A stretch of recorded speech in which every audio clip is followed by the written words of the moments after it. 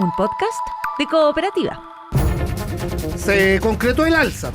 Presidente Kast promulga la mitigación a la parafina y al bono para taxistas y transportistas escolares. La magnitud de la crisis y la estrechez fiscal nos obliga a priorizar las ayudas, dice en Cooperativa el ministro de Transportes, optimista sobre un eventual fin de la guerra. Cortes y desvíos de tránsito, pleno centro por marcha de estudiantes en la capital. El metro cerró algunos accesos. Con todo, el Consejo Fiscal Autónomo advierte sobre otro año, el cuarto consecutivo, de incumplimiento de la meta de balance estructural. Caso Narumi, tribunal francés condena a cadena perpetua al chileno Nicolás Cepeda por el crimen de su exnovia japonesa.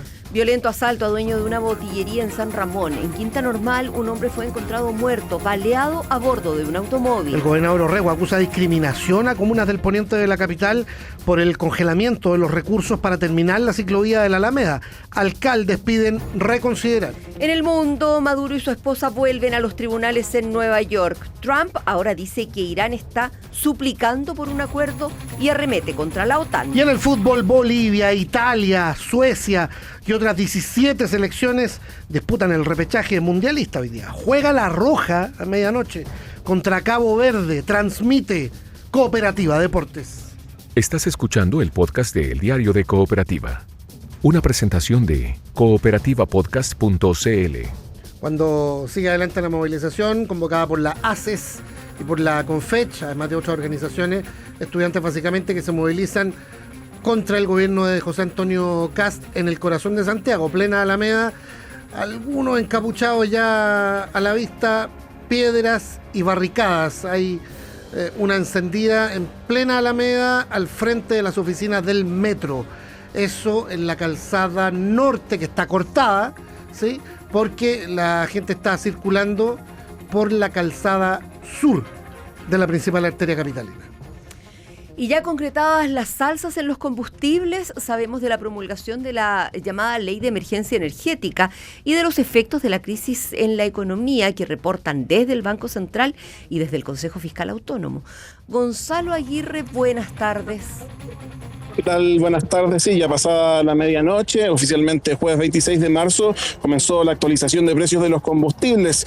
En algunas estaciones de servicio más rápido que en otras, ya sea de manera manual o digital. Lo cierto es que ya rondan los 1.500 pesos por litro la benzina y el diésel. Para hacer frente a aquellos que el gobierno promulgó este mediodía en el Palacio de la Moneda, la llamada Ley de Emergencia Energética, que inyecta recursos al Fondo de Estabilización de Precios del Petróleo para mantener el precio de la parafina en torno a los 1.000 pesos por litro, y también otorga un bono de emergencia a taxis colectivos, transporte escolar y taxis internacionales Aricatal Tacna.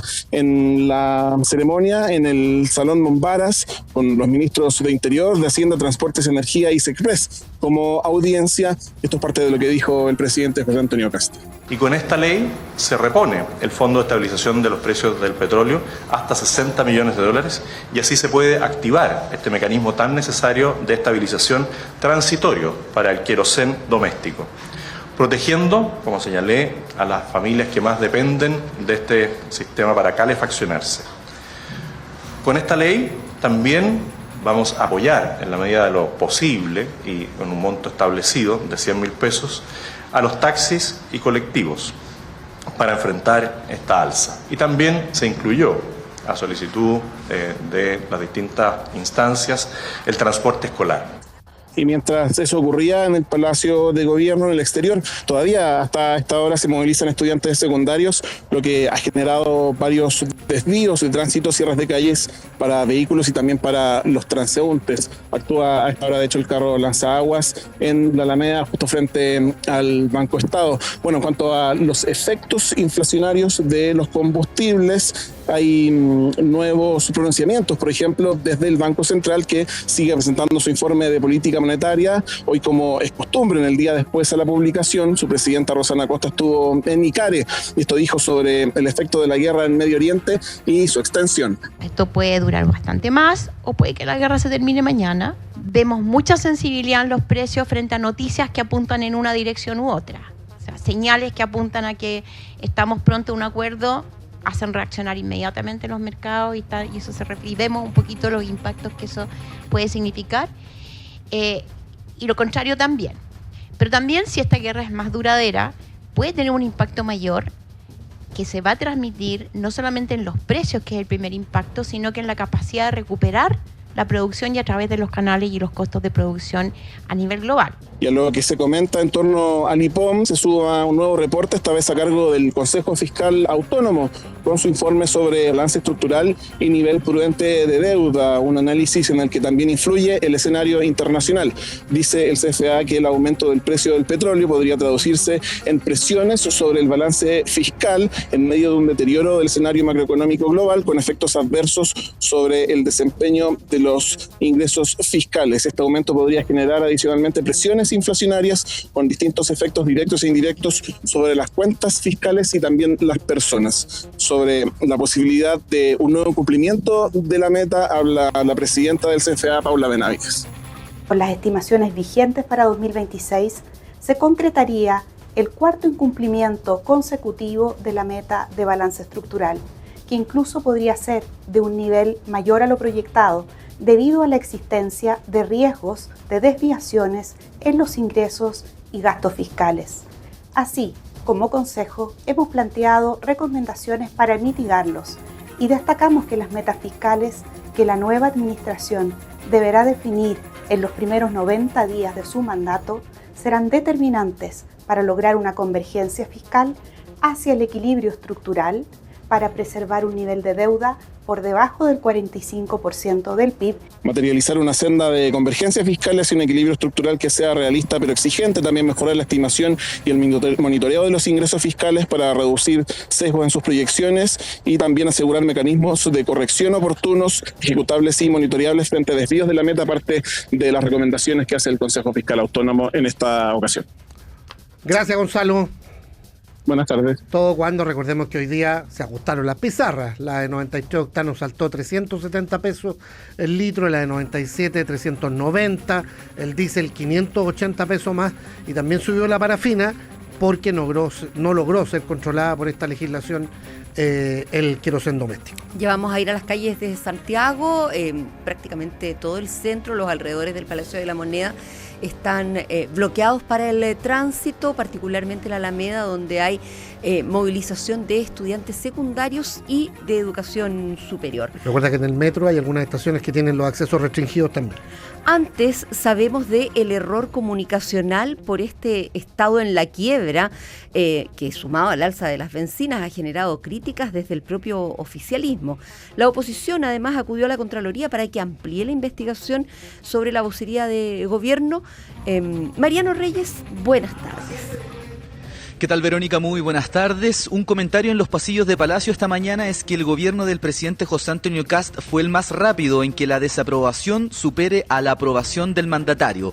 Exactos 11 días duró la llamada luna de miel, que se vio interrumpida por la crisis petrolera a raíz de la guerra en Medio Oriente, pero también por el error comunicacional al asegurar que el Estado estaba en la quiebra. En la promulgación de las ayudas que escuchábamos recién, el presidente Kast hizo un comentario sobre la polémica de la quiebra y dice: algunos ayer querían concentrarse en algunos conceptos, yo los invito a que nos preocupemos de los problemas reales, dijo el presidente, bajándole el perfil a la controversia. Pero en el oficialismo, esta fórmula entre la crisis social y el error comunicacional desordenó las filas. El diputado Diego Chalper, de Renovación Nacional, reforzó su llamado a cuidar de las comunicaciones, y la diputada de la UDI, Constanza Juve, le reprochó su votación en los retiros de fondos previsionales. En ese ambiente es que hoy se intenta contener las críticas oficialistas. Habló sobre este complejo momento la jefa de la bancada de la UDI, la diputada Flor Baize. Aquí, más que luna de miel o luna de sal o amarga, aquí lo que hacemos y necesitamos es trabajar, y trabajar significa trabajar en equipo, en unidad, y escuchar las opiniones de todos. Bueno, más allá de opiniones o matices que pueden haber en algún momento, el espíritu de unidad y lo que hoy día necesitamos para Chile sigue intacto, y obviamente hay opiniones distintas, hay bancadas, hay partidos distintos, pero más que todo el espíritu y una unidad de propósito estamos claros que hay que tener. Y obviamente vamos a seguir trabajando cada día en cómo podemos hacer conversaciones que sean más internas y luego tener, ojalá,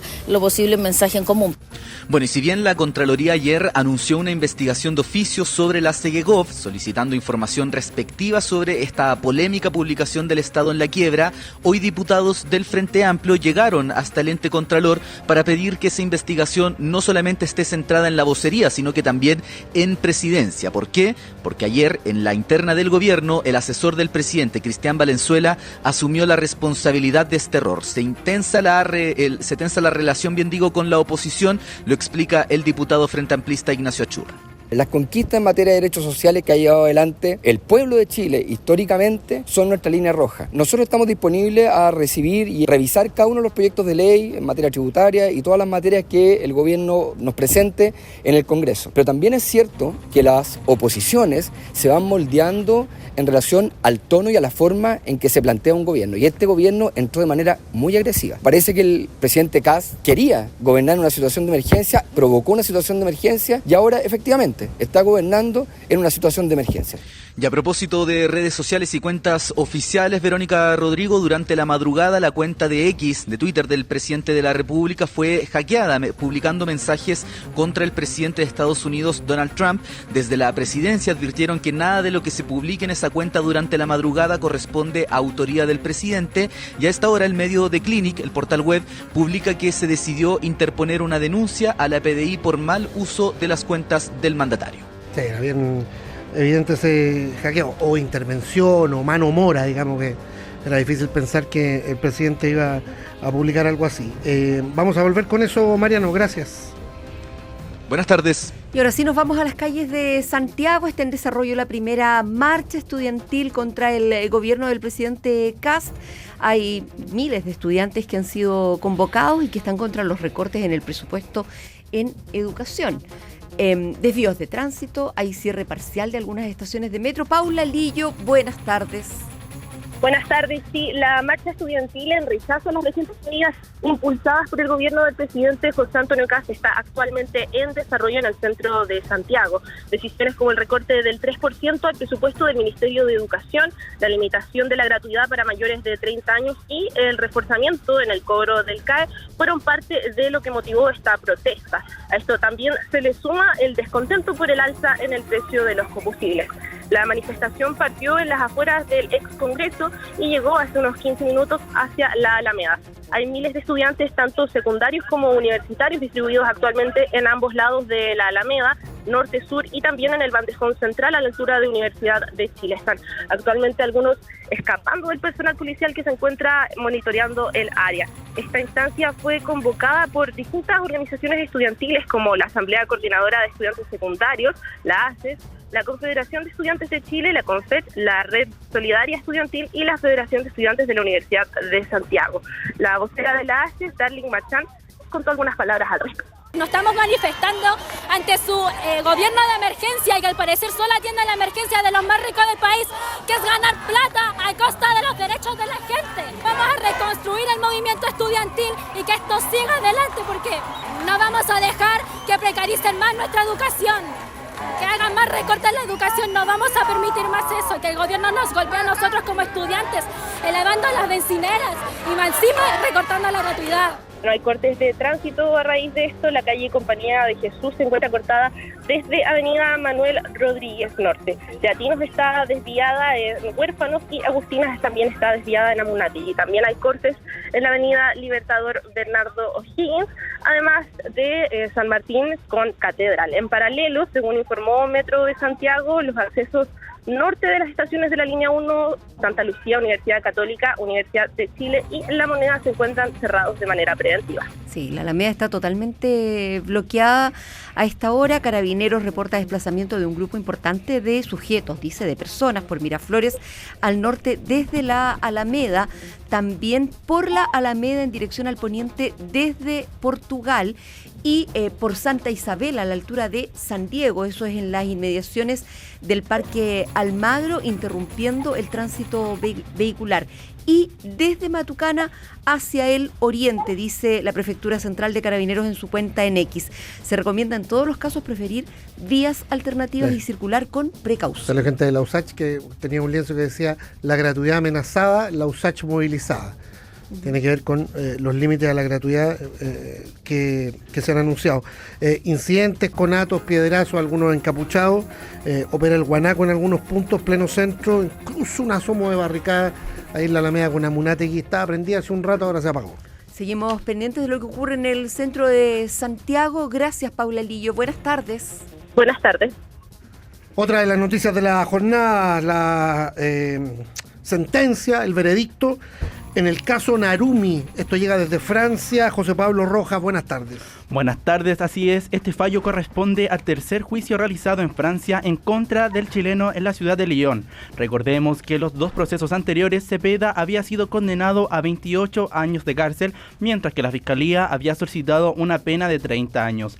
Terminados los alegatos y tras conocerse la sentencia a cadena perpetua, en la sala se escuchó un murmullo y un posterior silencio por su parte. Nicolás Cepeda cerró sus ojos y luego se acurrucó en su silla, apoyando su cara entre sus manos. Uno de los abogados de Nicolás Cepeda, Sylvain Cormier, señaló que presentarán ante la Corte de Casación o Máximo Tribunal un nuevo recurso para revertir esta dura sentencia. También anticipó que no descarta recurrir al Tribunal Europeo de Derechos Humanos. Es evidente que Nicolás Cepeda se prepara para interponer un recurso ante el Tribunal de Casación en los próximos minutos. Continúa y seguirá proclamando su inocencia y luchando contra esta injusticia.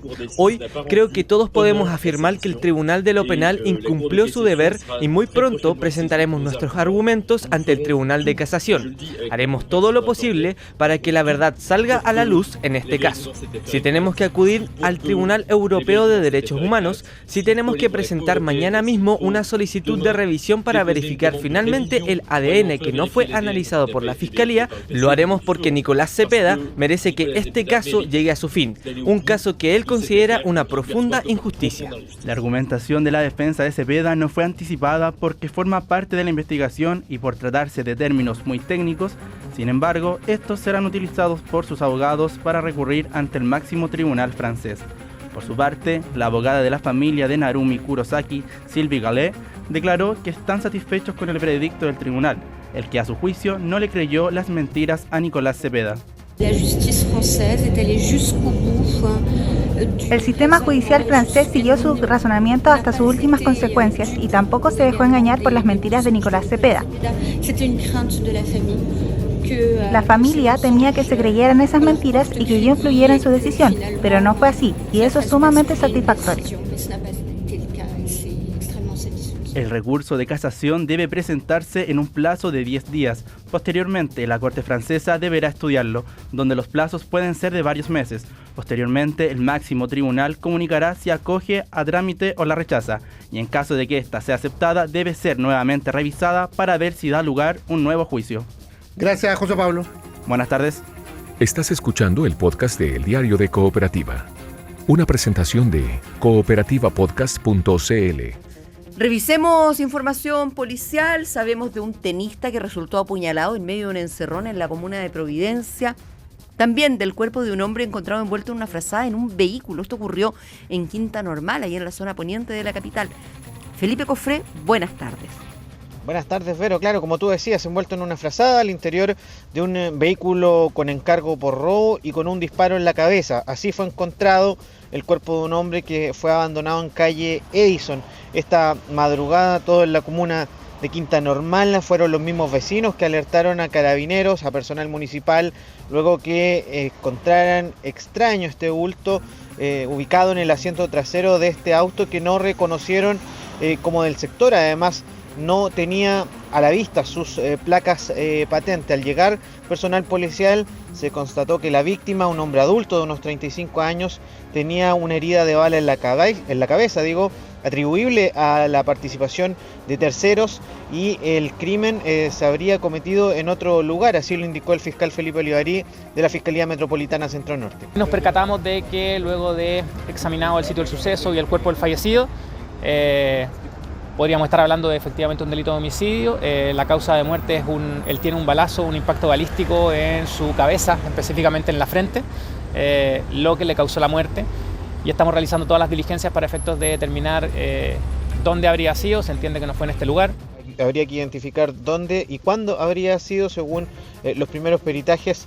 El fallecimiento de esta persona se habría generado durante las mismas horas de la madrugada. Otro tema tiene que ver con una violencia de lunes a encerrona viernes que en cooperativapodcast.cl o en tu plataforma de audio favorita.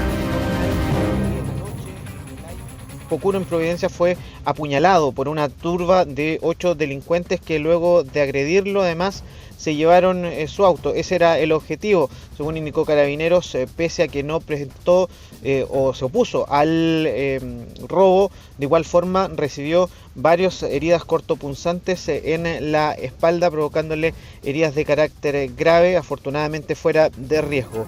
Luego de una persecución posterior que llegó hasta Bajos de Mena en Puente Alto, se logró recuperar el auto del deportista y se detuvo a 3 delincuentes que participaron en este robo. Escuchamos la voz de la teniente Safka Hernández del CEF de Carabineros, quien entregó detalles. Este hecho inicia en la comuna de Providencia cuando roban un vehículo y agreden gravemente a la víctima mientras los imputados se trasladaban en un vehículo con encargo vigente por el delito de estafa. Durante el procedimiento se realiza un seguimiento controlado con el apoyo de la Prefectura Aérea, el que culmina en la comuna de Puente Alto, logrando la detención de 2 sujetos que huían en el vehículo recientemente sustraído y de una tercera persona de sexo femenino, el quien trasladaba a los imputados al momento del ilícito. Claro, además se logró incautar las armas que utilizaron en la intimidación de este robo, 3 armas, 2 armas cortas y una arma larga, que se comprobó que después eran de aire comprimido. Esto se suma a un incendio que ocurre anoche en un hogar de ancianos en Providencia, en donde un adulto mayor falleció y otros 6 resultaron lesionados. Felipe Cofré con el reporte policial. Gracias, buenas tardes, Felipe. Buenas tardes. Sí, la marcha de estudiantes por el centro de la capital. Opera el lanzagua de Carabineros, el guanaco de Carabineros, en la nueva rotonda del eje Alameda Providencia, ahí en la Plaza Baqueano. Está cercada todavía la estructura, el plinto y la estatua del general Baqueano. Hay algunas personas que han rayado esos New Jersey que son más grandes de lo habitual, y está operando Carabineros. Está cortada el inicio de la avenida Providencia o el término de la avenida de Providencia, claro, como ustedes quieran, si es que vienen hacia el poniente. Hay incidentes ahí en la Plaza Italia. Hay que recordar que ya no funciona como rotonda ese sector, ¿no? Claro, una plaza. Quedó a un ladito, como plaza, como el inicio de una plaza más larga. Claro, por ahí está el acceso a la Costanera Norte. Así hay es. taco ahí por Andrés Bello, Cardenal Caro, y sigue operando el guanaco, esta gente que que intenta reorganizarse y volver al sector del plinto. Sí, veo algunos rayados. De nuevo. Está un poquito más allá la nueva estructura en homenaje a Gabriela Mistral. Vamos al sur, vamos al Biobío, porque a las 2 de la tarde se retoma la formalización de los 5 detenidos por el crimen del joven Cristóbal Miranda, ocurrido la noche de Año Nuevo en Talcahuano. Mientras en Cañete se leerá la sentencia contra los hermanos Santigüén por el triple homicidio de los Carabineros. Estamos con el corresponsal Christopher Espinosa. Buenas tardes. Hola Verónica, muy buenas tardes. Sí, a las 14 horas se retomará en una segunda jornada la audiencia de formalización en contra de los 5 nuevos detenidos por su responsabilidad en la fatal golpiza que recibió la noche de Año Nuevo el joven Cristóbal Miranda Olivares. Esto ocurrió al interior del espacio Marina en la comuna de Talcahuano. Son 4 adultos y un adolescente menor de edad que están siendo formalizados por el delito de homicidio calificado, y la Fiscalía está pidiendo la cautelar más gravosa. prisión preventiva para los adultos e internación provisoria para el menor de edad.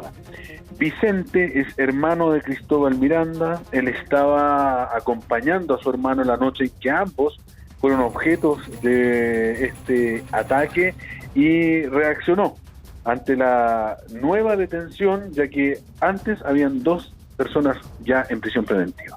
Sabíamos que esto iba a pasar y creemos que faltan muchos más cómplices, personas que tuvieron que ver para que esto pasara, y que estoy muy seguro de que en los próximos días, semanas, van a haber más personas en esta situación. Yo creo que por algo están acá, que son tipo autores principales del delito, pero faltan más, que igual fueron muy partícipes. Y para mí son todos igual de culpables y eso. Sí, obviamente yo les recuerdo cada uno de los que fue partícipe de golpear a mi hermano cuando yo estaba en el suelo, de pedir que se arrodillara para pedirle disculpas. La premeditación es lo que lleva a la Fiscalía a investigar este hecho como un homicidio calificado.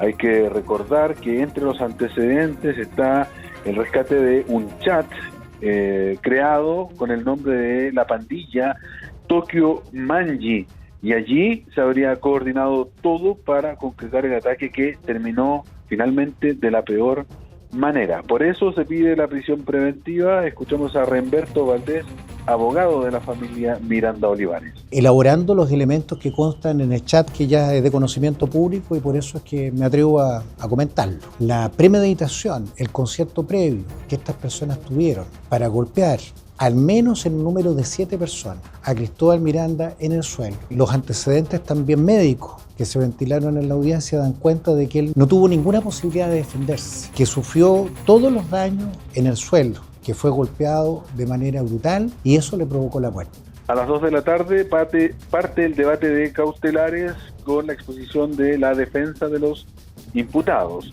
En tanto, de manera paralela, pero a las 3 de la tarde se conocerá la sentencia donde se arriesga el presidio perpetuo calificado para los 3 hermanos Antigüen Santi y Nicolás Rivas Payao por su responsabilidad en el triple asesinato de carabineros que esto ocurrido en Cañete. Ambas audiencias de manera paralela las vamos a estar siguiendo.